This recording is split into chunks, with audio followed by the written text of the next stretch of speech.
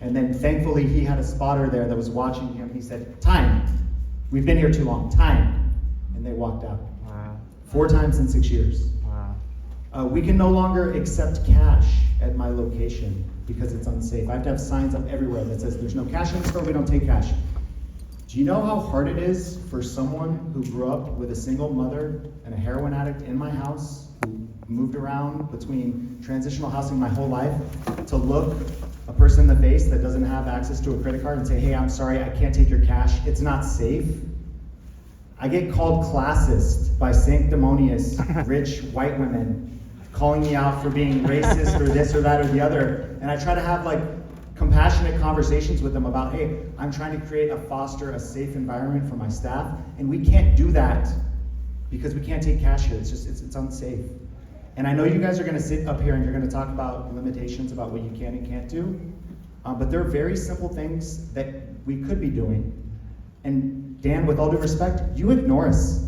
My business partner emails you all the time. It's not even, hold on, dude. I'll let you speak. Now it's my turn to speak right now. You've said plenty today. My business partner has to email you 5 to 7 times just to get a response from one of your associates. Okay, so recently we had, for those of you guys that live in Longfellow, if you remember this was maybe about a year ago, there was a burned out U-Haul truck that exploded underneath the overpass by MacArthur BART station. It sat there for 6 weeks. We emailed you the day after it happened, and you didn't even respond to us for 7-8 days. So you sit up there and you say, "Hey, email me, talk to us, email me." We had to email you numerous times over the course of 6 weeks. When we finally got someone to come out, there were weapons at the scene. There were like prison shank looking knives that any kid could have walked by and picked up and hurt someone else. So you guys talk about the limitations, right? Well, let me tell you something. Hayward, not very far from us, obviously a smaller population, similar median income, more diverse city, bigger populations of color. Why do they not have the problems that we have in Oakland? They don't have Dan Cobb. Because they foster a better, not a perfect, but they foster a better culture of accountability. We've begged you, Dan, to put up some lighting underneath the pass. You don't respond to our emails. We've asked you about lighting along MLK. We've asked you, hey, I'm sorry, sir, your name on the right, your name was Detrell? Kintrell? Yeah, so you went to Oakland Tech. We've actually asked Dan, can we link up with some Oakland Tech kids? Can we get some neighborhood beautification processes? Can we get some murals? Can we get the kids of this community to feel like they have investment in this community? Because we understand that locking people up is not going to work. But there has to be a balance of both. And would you, Dan, can you at least admit that what we've done until this point is not working? And we have to explore some new ideas? Can you admit that? I'll say this. First of all, Yes or no? No, hold on. Yes Let or him no, speak. Dan? Let him speak. I'm being respectful here, but you're hearing years of pent-up frustration. I hear that, and I've heard it before from, I can't remember, I can't Joel. see your face, but Adam. Yeah, so I, as you know, or as you probably know, that I've been to Arthur Max several times to meet with your partner, right? Joel, correct. Yeah, and in some cases, we actually brought the former police captain, the other police captain, Yeah. and so we did that a number of times. Yep. My staff has replied, one or more of my staff have replied, maybe not the very same day, but certainly we replied to a number of the emails over the years. 3 to 5 emails later, 2 weeks later. And I don't disagree that the city took a long time to deal with that situation with the exploded RV and all the aftermath of that. It took a long time to do it, even though we tried to get them to do it. I have limitations too. When I pester the city department to do this or that and the other thing, sometimes I'm successful in getting them to do something right away, and sometimes I'm not.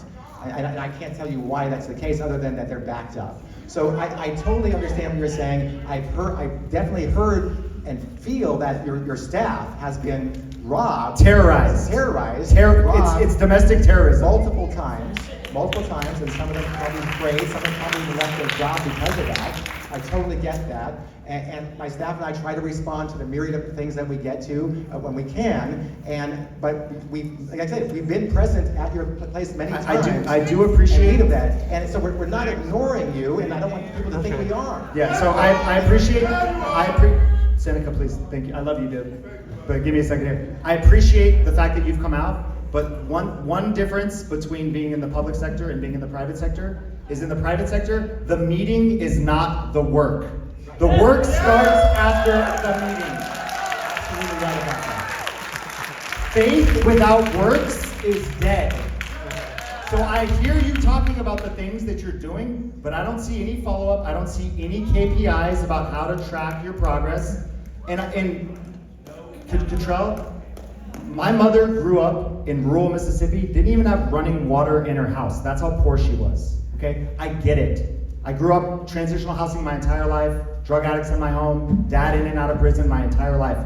I understand what you're saying, but if we create an environment where it's not only permissive to engage in the behavior that we're seeing these youngsters engage in, but it's almost encouraged.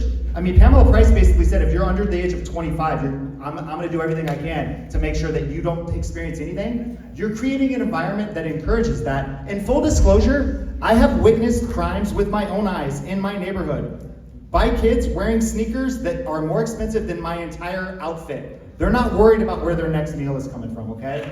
So there has to be a confluence of carrots and sticks, and we are creating an environment we're almost encouraging this type of behavior, and we're not doing the little things. All I hear about you guys talk about is, oh, we can't do this because of this limitation, we can't do that. Why haven't you not responded to us about community beautification projects?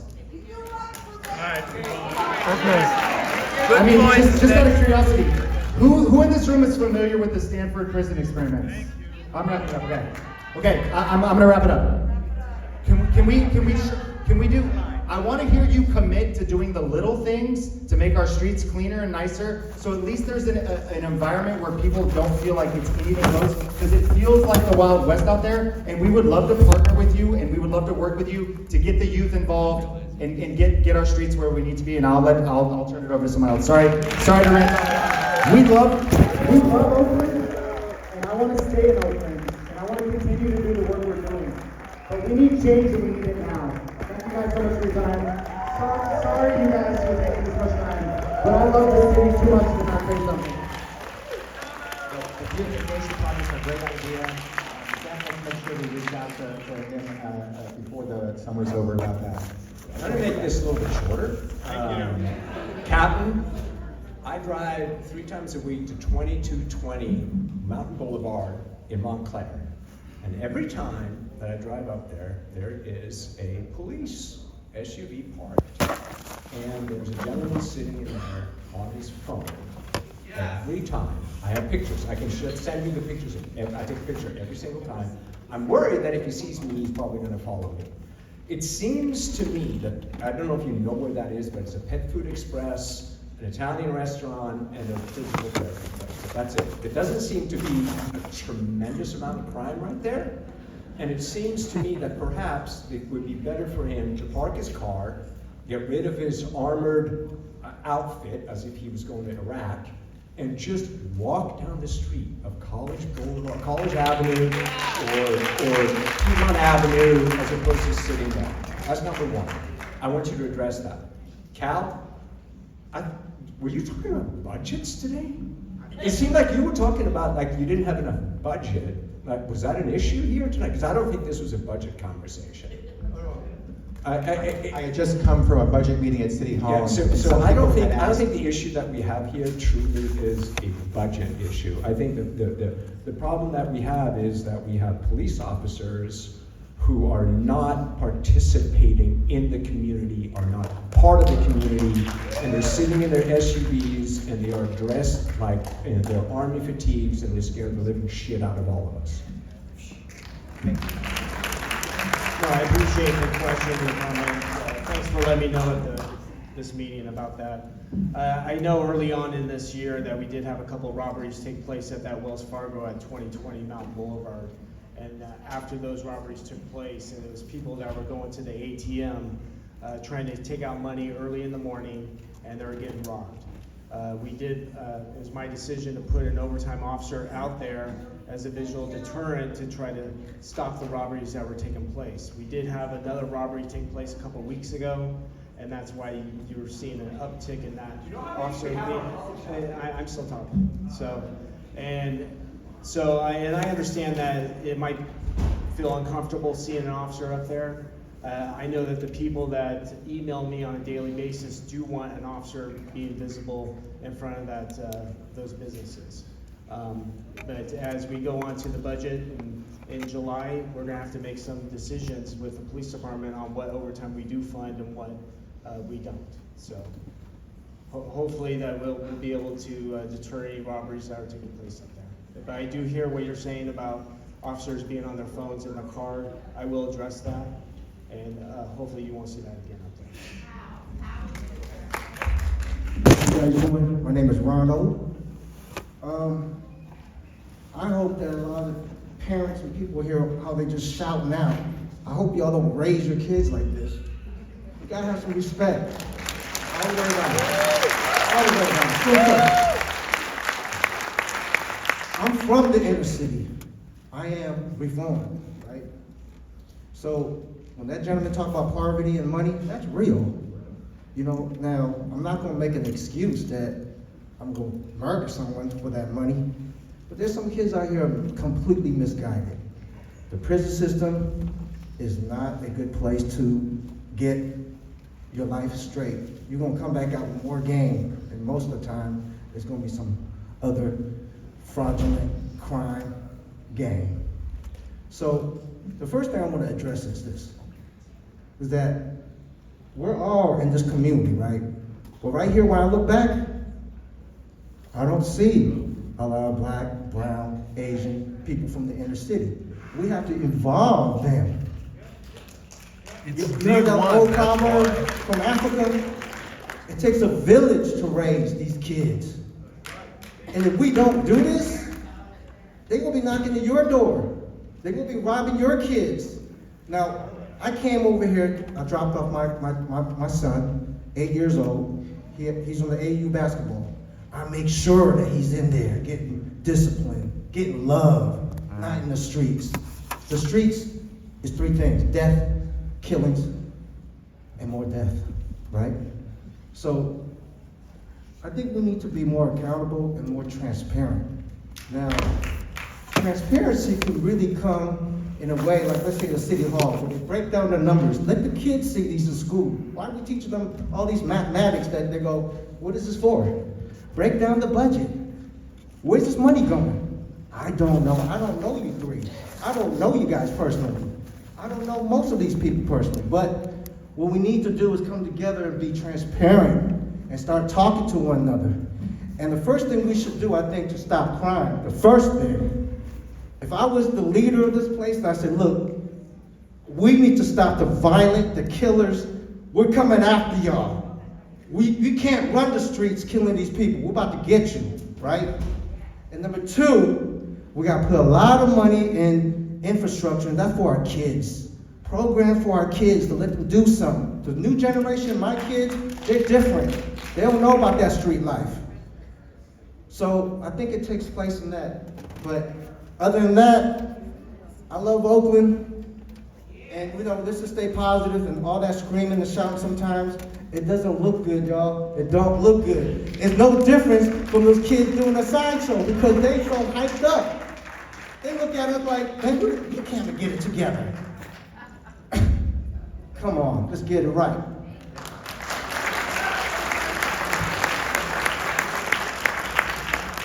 Hello, my name is Amy Greenberg. I live in District 4, actually.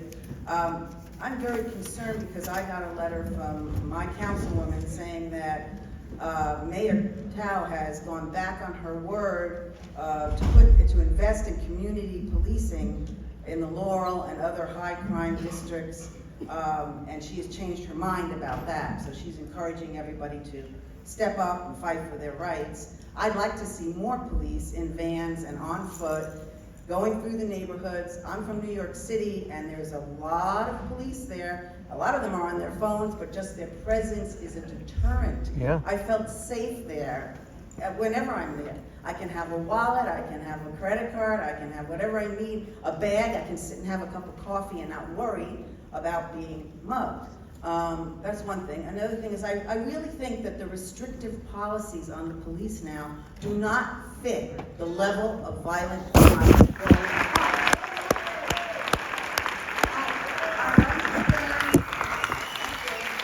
I understand where they come from, and I understand we live in two different realities in this country. One is a horrible reality where police are out of control and doing terrible things and killing people that shouldn't be killed. And another is police that are essentially neutered in this environment. Okay? They have told me personally they cannot follow anyone without plates wearing ski masks. They can't pull them over. If they decide to pull them over and they drive away, they cannot pursue them.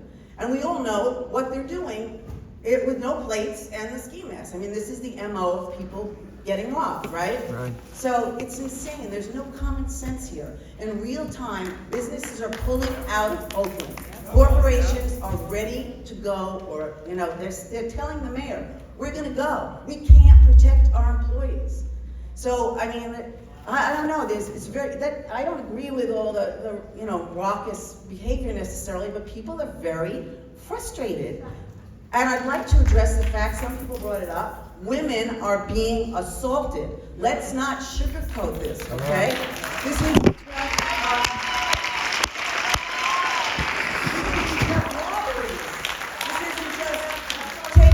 taking your catalytic converter. This isn't just breaking a window once in a while. A woman got the shit kicked out of her 2 blocks away from me 2 weeks ago by 3 young boys. She had a massive concussion. She's glad she made it. A neighbor saved her. I mean, for no reason. They came up and just cold cocked her in the face. This is insane. I don't know anywhere in the country where this is going on. I know there's an uptick in violence. I know we're in a bad place right now in the country, but in the world at large. But this kind of brazen, random violence is unheard of in my existence. I am also a senior, and I'm petrified. I don't want to go out. I don't bring anything with me. I feel like I'm in like a video game, and it's just enough to get home. If I can get home from just going to the supermarket, I'm really lucky. I mean, who wants to live like this? It's bullshit.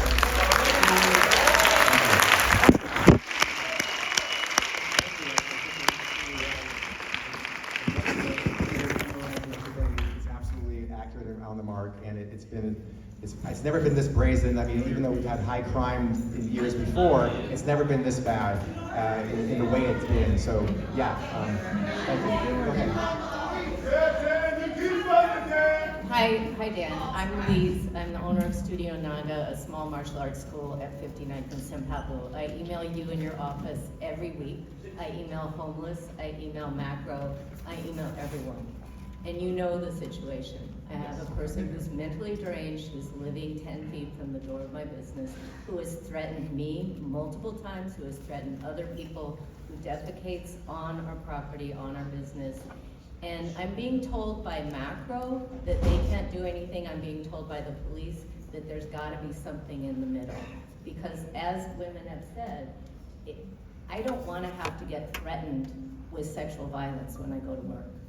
I don't want my children to see this as a normal behavior from an individual on the street, that they get, he's been naked, he's masturbated in front of them, he's urinated in front of them, and there's nothing I'm told the police can do. So your policy of not enforcing some of this 150 feet from a school, 50 feet from a residence or business, that policy has a direct effect on people's lives and on the safety of women and children.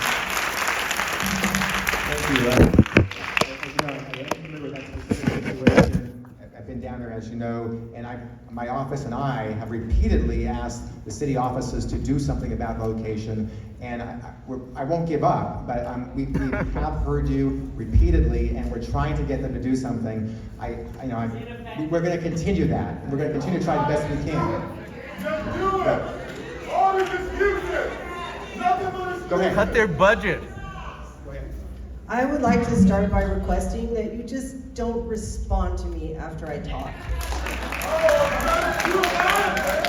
I want want to thank all my neighbors in this line who let me come up here first, because I'm totally fucking traumatized because 2 kids beat the shit out of me in front of my house last Monday night at 8:30 at night on the corner of 45th and Shafter, down on the pavement, punching me, kicking me, dragging me through the street. They did not get my purse. I have lungs, and my neighbors heard me and they came out. I have good neighbors. They were not afraid of hearing a woman scream, and I did not stop screaming, but it is one of the most terrifying things that's happened to me in my life. I am almost 60 years old. I am one of the old women that just got taken down. And it's happening everywhere, and I've heard of women that are in hospital with concussions. Lucky for me, when that kid jumped out of the car, and I thought there was something wrong with him. I'm the kind of neighbor who says hi to the kids. You know, they sit on my stoop at lunch. I give them food sometimes. When he came at me, I didn't even understand what he was doing, but I am lucky enough that I am strong enough that he did not take me down with that body slam. He put his hands on my purse, and it was on. I never knew what I would do after taking all those self-defense classes in the 90s, and I'm taking more of them. But, you know, most of the women that are getting hurt by this shit that's going on right now, Temescal, Rockridge, Piedmont, are getting hit from behind, taken down, bonking their heads on the concrete. And let's just talk about that poor woman downtown that died. Okay, so the boy is beating me up, and he's not getting his way, and I see these tennis shoes coming at me. It's a girl. She's a lot stronger than he is, and my head is like, where is this going, right? And I'm thinking about that woman, and thankfully my neighbors came out. And you know, you put all these bright lights up to light up my neighborhood at night like I'm in a football stadium. It's bad for the birds, it's bad for our health, it didn't save me, it was 8:30 at night. Just forget about that. This is happening in broad daylight. Yeah. On top of being totally angry with those little shitheads, I have these waves of anguish about what these kids were 14 or 15 years old. They were fresh-faced teenagers, like the kinds that shouldn't even be having sex yet, right? Young, well-dressed, the kind of kids I'd say hi to. And this is what they did. And you know, they could have hurt me a lot more, and I'm really traumatically fucked up. And I'm having a hard time working, and you know, I just have to deal with it. But I just wanted you to know, like, freshly, see that bruise? I have so many things, but I'm physically okay. Just like freshly, what's going on? And you know what it is, women? And I asked the cop, what's the demographic? Because he told me this was happening a lot, and he told me there was no demographic. The demographic I'm hearing about, because I talk to people and I have a lot of friends, it's all women. And older women. Yeah. So I want you to just deal with that somehow. And when my swim team buddies left the next day from the pool, from the morning swim, they saw that car a block from my house driving recklessly. They told someone on my swim team who asked me for the number of my police report, and I got the runaround calling the police to report that. Apparently, it didn't matter that I knew that I was completely fucking terrorized by that because I hadn't actually seen the car. That just seemed absurd to me. There's a massive dysfunction. I do appreciate the police that showed up. They came pretty quickly, but yeah, what are we gonna do? We can't live like this. It's like a war zone or something.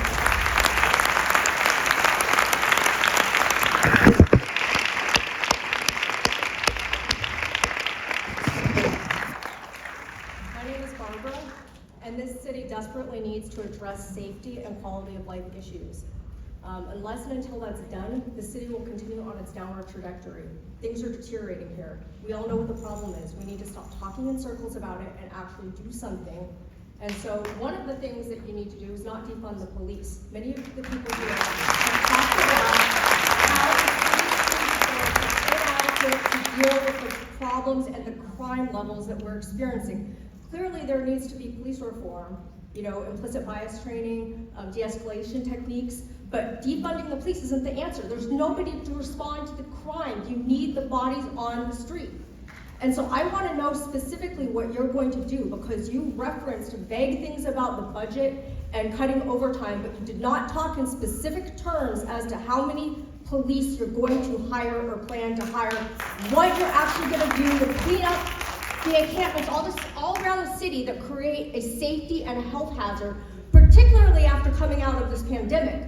I don't know why this is still going unaddressed. You need to enforce your own policies about the encampment policy. You need to address quality of life issues. People who can will move out of the city.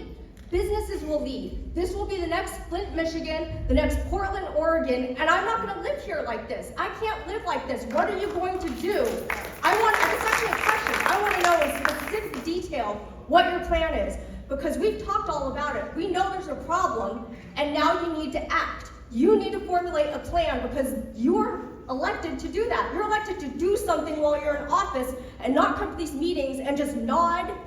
And I'm sick of platitudes. I don't want to hear it anymore. I want action. So I want to know what you're going to do.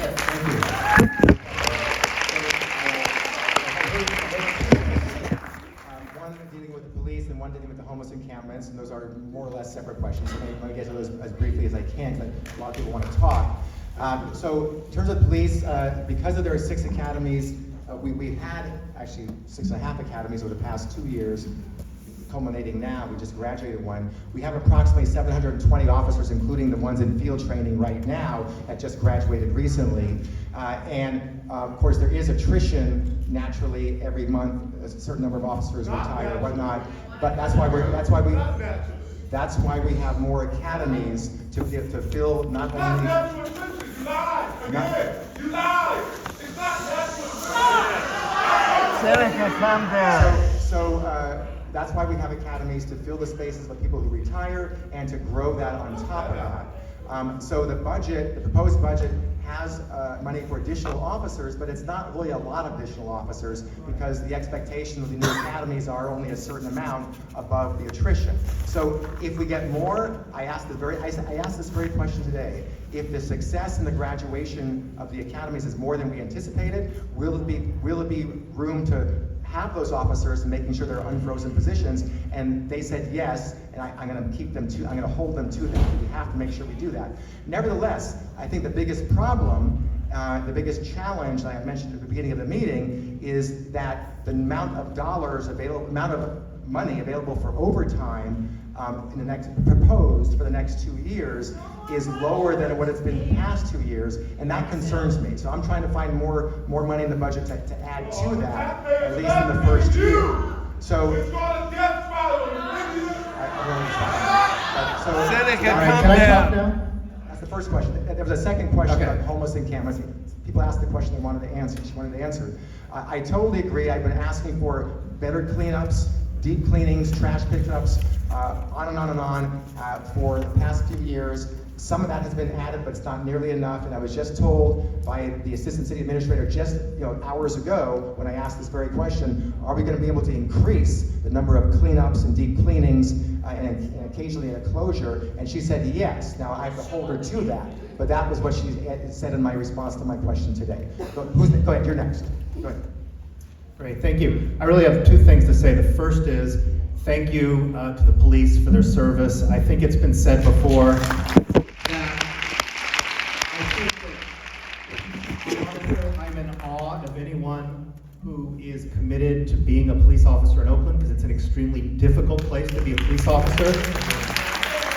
And it's made all the more difficult by the policies of the city. And I'm going to talk about a few specific things. Number 1, the fact that we do not allow many of the, we only have so many officers, but we can enhance the officers we have through license plate readers, technology. They are hamstrung. They have a city council that is openly hostile to the police, okay? And this kind of gets, that's what I have to say to the rest is for the audience, and that is, it's not like, oh my God, we have all this crime. Where did this come from? And by the way, my name's Josh. I have 2 kids that go here to Oakland Tech. I live in District 1. I'm a homeowner, and it's no mystery. Remember, the people, Dan Kalb, Nikki Bass, Carol Fife, they all voted and sat up on their lectern and said, we are going to defund the police. So what the hell do you expect? when you signal, okay, I'm saying when you signal to the community that the police are not to be trusted, when you signal to the police that the community that the police are the problem, what do you expect? And you can come up back with the answer like, oh, Oakland's broke, we have no money. But you know what? It's bullshit. Oakland has higher taxes than Berkeley. Berkeley works. Berkeley has police. Berkeley has parks. Berkeley functions. But we are stymied because, unfortunately, all the people in this room, we are the victims. We are the victims of a failed progressive utopia, okay? That's what it is. It's a failed policy. Failed policy. Your policy is failed. It has let us all down. It has let the police down. This poor gentleman has to try to do a job, but you've given him no tools.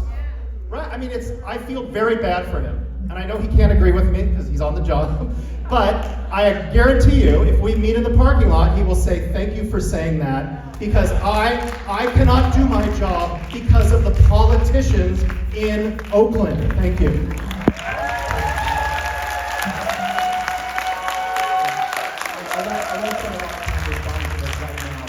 Misinformation in there is ridiculous. Go ahead, you're next. All right, good evening. My name's Lisa McNally. I'm a third-generation Oaklander, and my mom doesn't even want to come to the place where she was born and raised. And she keeps telling me your grandparents would be rolling in their graves if they saw what was going on in Oakland. My grandfather was a beat cop in Oakland. I just want to turn to the audience and ask them, who here has been assaulted, held up, or beat up? Just raise your hand. Holy shit. And I'm 72 years old. Okay. I have been held up in front of my house. I'm a fighter. I'm Irish. I don't put up with no BS. And I know that cop right there, I did Citizens Police Academy, and I did a ride-along one night, and I was appalled at how these cops were treated. Yeah. You couldn't pay, I'm a public school teacher. That's hard enough. But your job, you couldn't pay me enough to do that. I wrote you and your colleagues on May 20th about a shooting, don't look confused, on May 20th, about a shooting that happened, that bullet went through my neighbor's house. Not one of you responded. Not one. I'm gonna send that email again to you tonight, okay? Oakland is out of control with the crime. I'm fed up. I'm absolutely fed up. We're all fed up because of you and your policies, and you coddle these criminals. They're coddled. I worked in Richmond for 10 years, and I see that cycle over and over again. You need to start telling people to stop having kids, or have them if they're ready for them. Because I see kids that are not being taken care of. They're not loved by their own parents.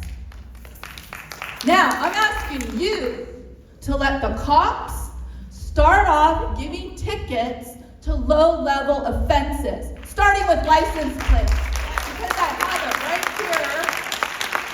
It's a California vehicle code, and I'm going to cite it for you. Write it down. Vehicle code 5201. Let the cops pull these people over, no license plate, and tinted windows. You're not supposed to have. That's why all this stuff is happening, because you didn't start by citing people for these low-level crimes. And don't tell me it's profiling, because you can't even see who's inside the car nowadays. And Bass needs to go. Vote these people out. Vote them out.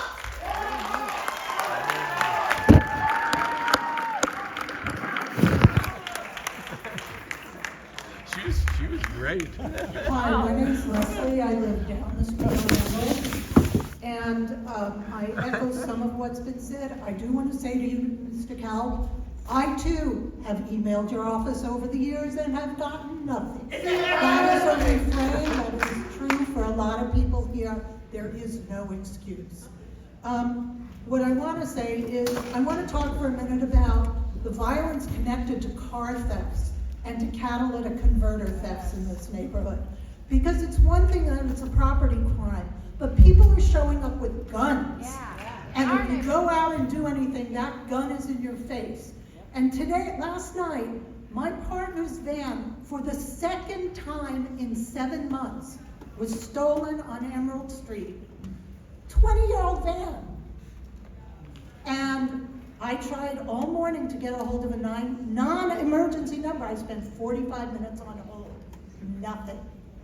And I think that and what I want to say is, I don't think this are the kids you're talking about. This is organized crime. Those converters are getting stolen and sold. And then the mechanics can't even buy them to replace them. So one question is, in addition to dealing with individuals who are committing crimes, what is being done about the fact that it's clearly some level of organized crime that's doing some of this stuff? And that also, just want to say, as a minor suggestion, is the way we found the van the first time is it got a parking ticket, and we got notified, which means that the parking enforcement people are not told that they're ticketing a stolen vehicle. Yes. There's no reason that connection can't be made. It would make your job easier. You're right. You would learn whether they're showing up in the same place. And that is, somebody could write code in 2 minutes that would connect that information. Can I just say on that one point, I absolutely agree with you. I've asked repeatedly for OPDOT and OPD to do that. That's very important. Dan, I need to just say one thing to you, which is your repeated, I have asked for this, is doing nothing but showing your ineffectiveness.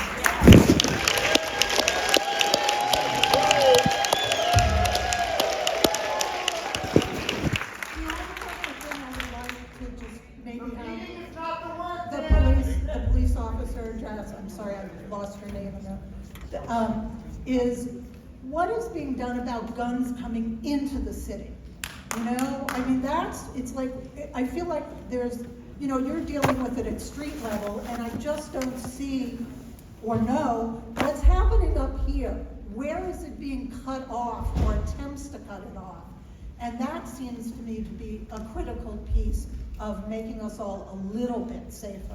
Thank you. Yeah, thanks for your comment and question. So, as we do focus on gun violence, and we do, that's one of our main priorities, is crimes where there are violence involved. We do have our Violence Crime Operations Center, which has about 19-20 officers that go out there on a daily basis, and they're out there trying to arrest the most dangerous people in Oakland. Those are our homicide suspects, our people that are assaulting people, robbing people. They're going out there on a daily basis trying to put people in jail. We have recovered a number of guns. Last year was probably a record number. I don't have the exact stats on the number of guns, but it was a record number. This year we've already recovered about 400 plus guns, so off the street. And we'll continue to do that. We're going to continue to go out there on a daily basis and try to get the guns off the street. I think your question is more towards a county and regional about guns coming in. We are working with our local and county partners and our federal partners on trying to see where the guns are coming in. And we know that they're coming in from out of state, and we've always talked about ghost guns and stuff like that, and seeing how we can do investigations to stop those from coming in, to reduce those level of guns coming into Oakland. We did, the city council did ban not just ghost guns, but the parts that make ghost guns. And while that could have a marginal, the OPD's told us that could have a marginal benefit in trying to track those down. So again, every marginal bit helps. Go ahead. Thank you. My name is Bob Tuck, and our family-owned business has been operating in Oakland, well, since 1912. Wow. And in the last year and a half, I've had my wife in the building when people crashed a car through the front door. She was able to escape out the back, fortunately unharmed. I had my son shot down at 14th and Webster a year ago, November. Our employees are having their vans stolen out from underneath them while working at homes in Oakland. We're having, we tracked one stolen vehicle up onto Golf Links Road and had guns drawn on our employees, and he said, take it. But in all that time, we've always thought Oakland was a great place to do business, taking care of homeowners' needs, and we've never questioned that. In the last year and a half, I started looking at a place to move our employees to San Leandro, Hayward, Berkeley, anywhere but Oakland. So with that experience and everything else you've heard tonight, I personally have one very strong recommendation that you find a way. And this is going to help the Department of Violence Prevention also, because they can't do their job if these young people can't be somewhat corralled, released into some sort of program, but they can't do that with as few police as we have. So just one strong recommendation: do not freeze those 90+ unfilled police department positions.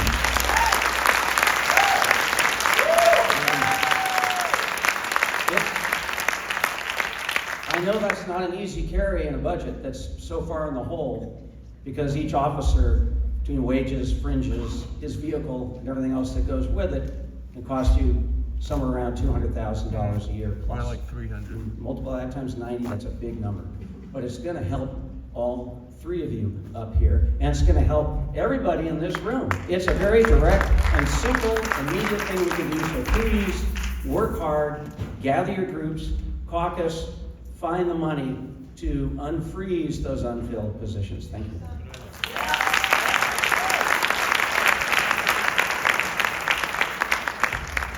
Yeah, hi, my name is Mo. Saito, I live just up the road here. Mr. Kyle, we had a situation on our street, and I emailed you 3 times. 3 times. When was this? A couple of weeks ago, and you did not reply once. One positive solution.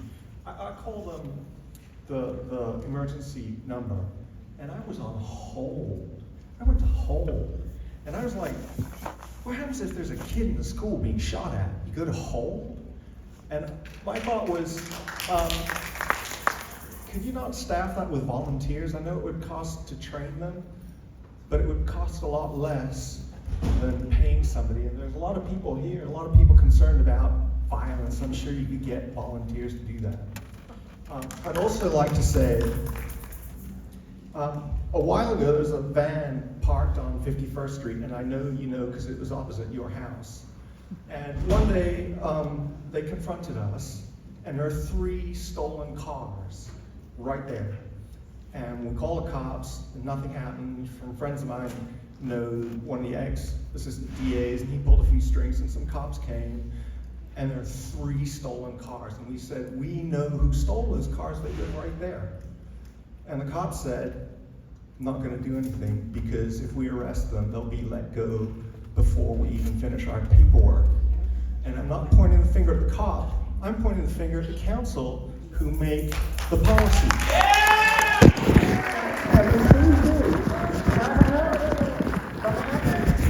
I'm sorry. We don't make that policy. The city council has no authority to let people go. That's the county. Don't make claims that are not true. Pam There's Price. misinformation out here today, and I'm I sick of emailed it. you 3 times. I'm telling you right now. And you did nothing. I'm telling you right now. I nothing. talked to the police and it about was that right location. across the street from I your talked to the police fucking about house. the location. I talked Right to across police the about street. I And talked here's to the police point. about the Here's the location. point that I want to make. Here's the point that I want to make, okay? Since that incident, that gang of people assaulted at least 2 elderly ladies that I know of. And I think one of them was the lady who spoke earlier.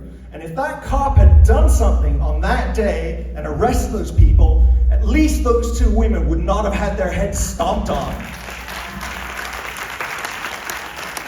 Now, I feel for you. Like, I don't think, like, I think, like, your solution is a long-term solution. But we need a short-term solution too. You gotta do both. And when you come to me and say, I don't have money in the budget, it's not an either or. It shouldn't be an either or. It's always presented as this false dichotomy. It shouldn't be, it should be a both. A both. And there's a pyramid of needs. And we're saying, you're not putting us high enough in your pyramid of needs. You need to find money to do both.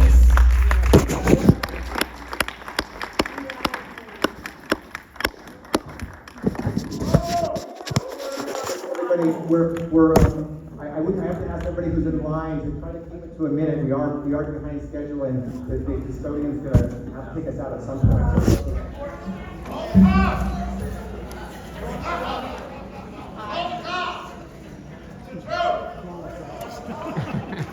Hi, my name is Cameron. This will be short and probably kind of boring for most people because I spent about 20 years in budgeting. And I sat through 3.5 hours of the budget meeting today. And everybody would be fired if they came in with budget information like that. There was no indication of what the citizens of Oakland are getting for their money.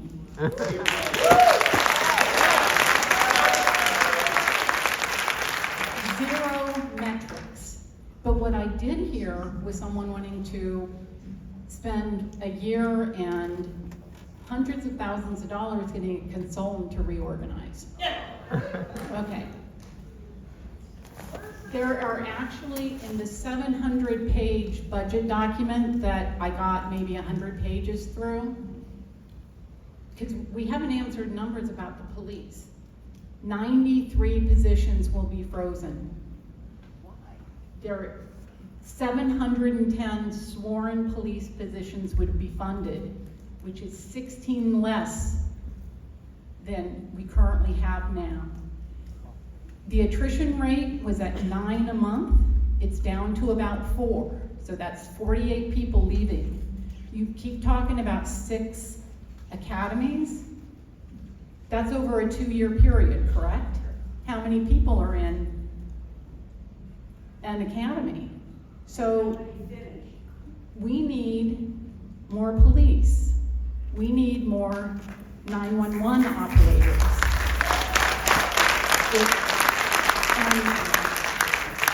And that you don't lead out with these numbers, that's not right. Dan, people asked you several times about the number of police officers, and you failed to answer them. You did. I said we have 722 today that are going to go down to 710 if you agree to this budget. 710. You keep talking about the overtime. In the budget, there is a 15% decrease in overtime. Right, which is the biggest problem. Okay, so who's going to get in there and look? And I know this isn't you. Somebody needs to look at the people who are making 150% of their salaries in overtime. And if you don't believe me, I downloaded from Transparent California everybody's salary, and you would not believe the number of people in Oakland who are making over $300,000 a year. There are certainly some people who have excessive overtime. Not most officers. So but there are let's some. So let's look at those officers. Let's look at the high pay, because a lot of them had titles like lieutenant, right? So let's look at those, cut their overtime, and give it to patrol. Most of the overtime does go to patrol officers. Yeah. Most of the overtime does go to patrol officers. And we have to be very careful about cutting too much overtime because it's needed to fill the gaps. I'm talking about cutting high-priced people and getting it to patrol, getting it to 911. And if you need help, I know spreadsheets. Have the budget person in the police department and the fire department call me, and I will help figure out.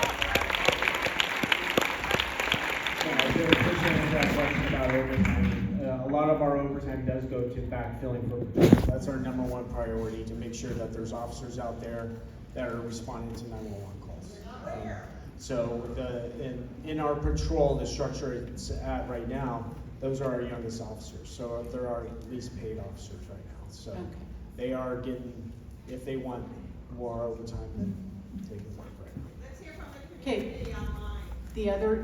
The other thing I'd like to say is in this budget and in the budget meeting, all motorcycle cops are cut.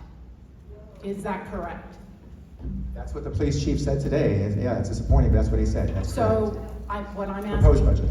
and someone asked about bicycle and walking. There's how many bicycle police officers for the whole city of Oakland? So right now we have a number of walking officers. They're mostly out west, so we have 6. 6. And that's according to a grant. We were able to get a grant this last year. The chief is going to increase that to 15. So we'll have one squad out here, which is called BFO 1. That's for all 3 districts. And then there's going to be one for out east. And then they'll be cross-trained so they can ride bicycles and also the dirt bikes and stuff. Okay. Okay, so thanks, and I mean it about analyzing the budget, because Okay. Thank you.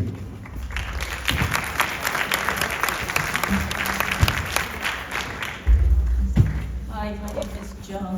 So I'm going to bring up something that hasn't been brought up because the account is in my name. I have a problem with people breaking into mailboxes.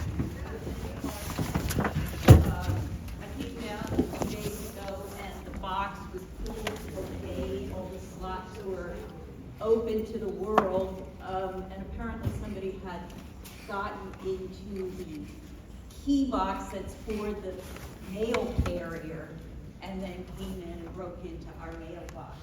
And this happened again today. So I want to know if this has been a problem in this crime. I can answer that. So yes, we've had a number of those, especially robberies early on this year and last year, where postal service employees Could you give me your contact information? I'm Len Raphael. I'm a CPA in Oakland, and I often run on budget stuff, and I've been looking for someone to help on budget stuff for years. You mean do stuff? Anything, even just contribute stuff that I could refer to. And if you'd want it with your name or without your name, I don't care. So, on to other things. I'll try to go quickly, but I've been making notes as things have come up. So, we're about to lose COVID money. Yeah, for years there are people in Oakland who know COVID stuff, and they never asked for volunteers, nothing. It was really stupid. Thank you.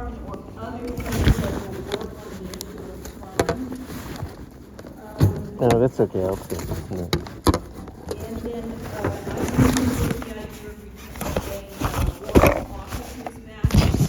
how do you bring in your recruits? One of the things that's always bothered me a lot is many years ago, I was the citizen representative on the public safety panel for new officers.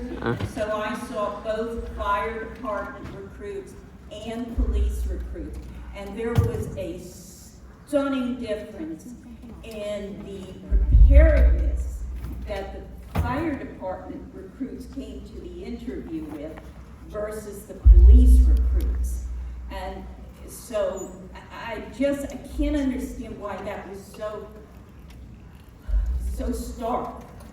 And then that raises the next question about the quality of officers that we're getting in Oakland.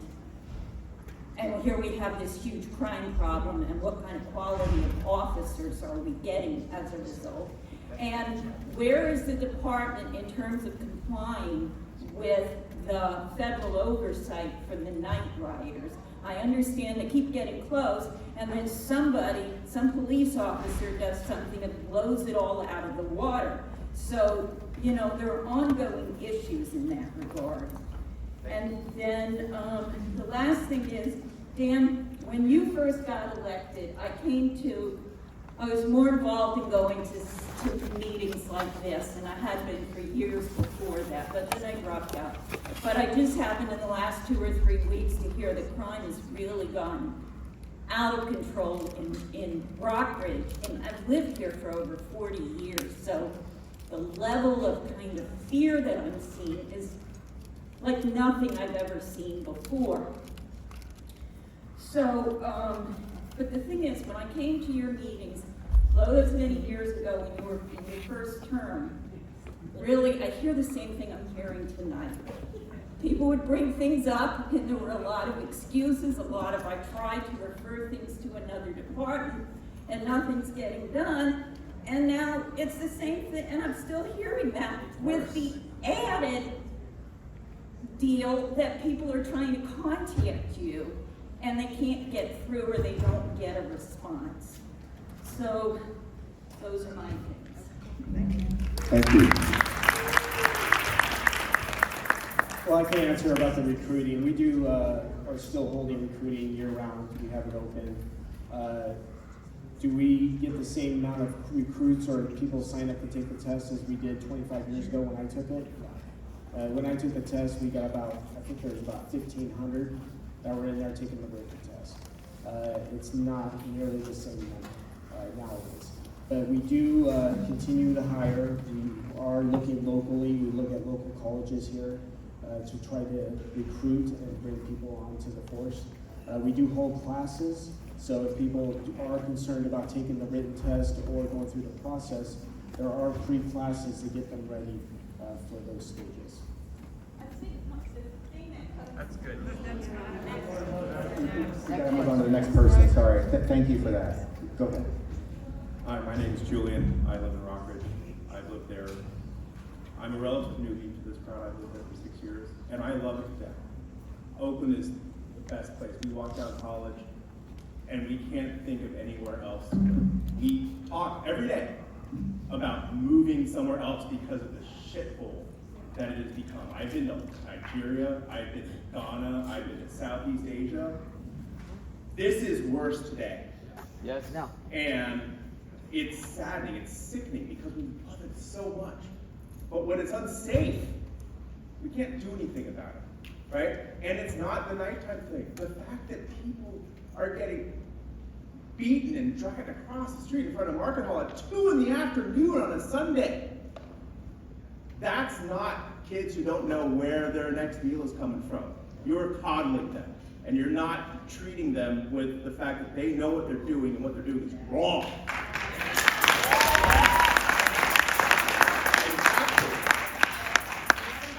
Hats off to you.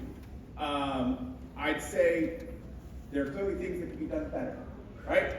Cops can't be sitting in their cars with their phones. You can't have 10 cops all on overtime showing up to a jaywalker.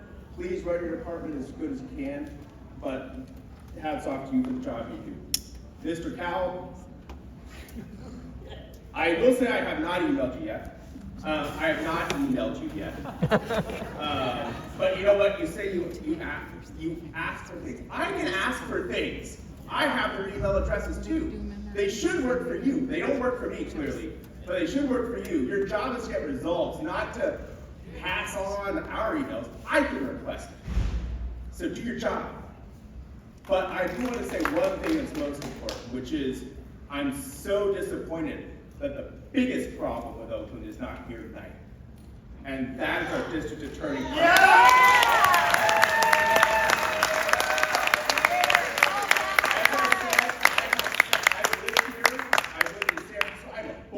San Franciscan, and I love the Bay Area, and I've seen it the last year.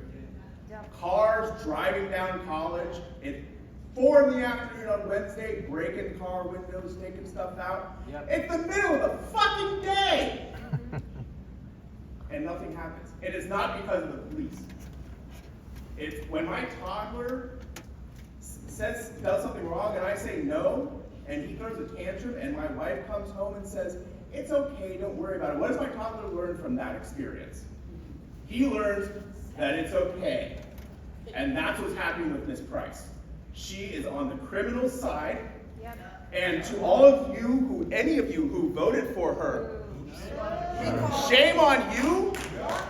And elections have consequences. Educate yourself. Because she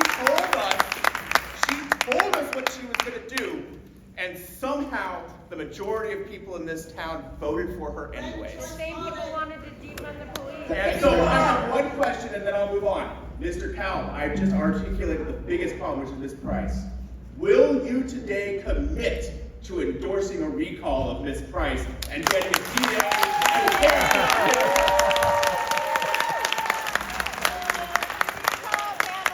I did not endorse Mr. Price. I'm prefacing my answer. I did not endorse her when she ran for election, but at this point, it's too early for a recall. A recall is illegal. No, not supporting that. How many more people need to have their windows broken before we say You can't do a recall until a year is up anyway. So well, then we should. Go ahead. No, that isn't true. You're next. You're wrong. My name is Stephanie. I live in District 1. Can't hear you. Sorry, could you speak into the microphone? Thank you. My name is Stephanie. I live in District 1. I think I have maybe a unique perspective because I've been a criminal defense lawyer for about more than 30 years actually now. And I've also volunteered with the Oakland Police Department. So I try to look at things globally. And the thing that disturbs me the most about the present situation is that young people, and all the stories I've been hearing tonight, many if not most of the complaints that people have are about young people going out in the community and doing terrible things. And you know, when I used to represent juveniles a long time ago, most of our cases were taking and riding. They'd take a car and drive it and ditch it, and that was the extent of their criminality. But now what we're seeing is shocking, the escalation and the level of violence.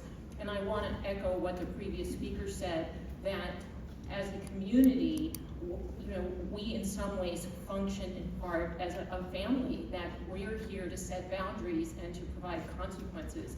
We're here to provide resources, and I love programs and I want programs for all the people who are in need of them. However, when a teenager realizes that there's not going to be a consequence, that when they go out and do something that is seriously violent and terrible, that nothing is going to happen to them, that's a green light to that child. And you're not doing that child any favors. And shut down the schools for fucking year and a half. And let me say this, as someone who, in this part of my career, I deal with the people who are seriously broken, and their lives were ruined when they were young, and part of the reason is because the community didn't have consequences for them. They got away with it too many times, and I think that the best thing that this community can do is to have a strong police presence, to give the message to anyone who's thinking, hey, maybe I'm gonna go rob someone today, that they shouldn't do it because they might get caught. And there are studies on this because in my line of work, we look at those studies, and it is true that deterrence works, that when people see police in the community, they think, oh, well, maybe I won't commit that crime today because I might go to jail. And you can't quantify that. You know, all the people who are saying, oh, police don't work, we shouldn't have more police. Well, you can't study that deterrent effect necessarily. You don't know what's going on in people's minds or what the crimes that you've prevented. But the reality is that the people I represent, the people that I talk to, they're rational. And they're probably the only ones who are being rational in this whole situation because they are not going to do it if they think they're going to get caught. That's just the reality. So we need more law enforcement, we need the communities to be safe and clean, and we need the message to go out that this is not the place to commit a crime.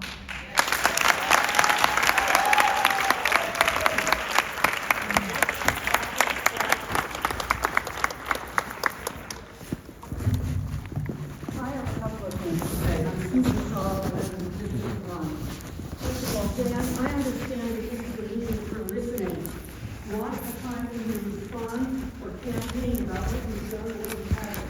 So I think from now on, you don't comment. Hi, my name's Len Raphael. Studies. You know, I've searched around for studies, and I can't find economists and stuff like that.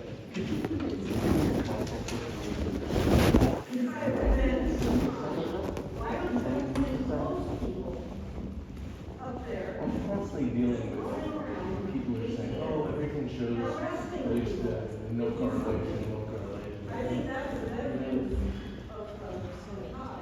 Yeah.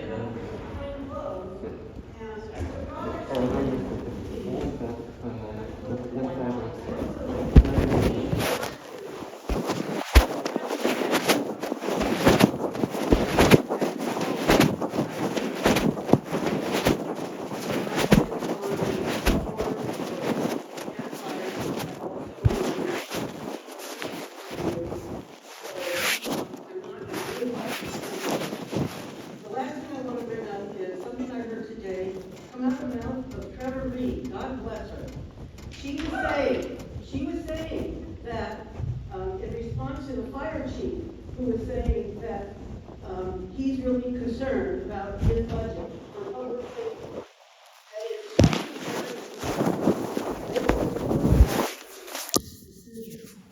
A year versus the hills where there might be 300.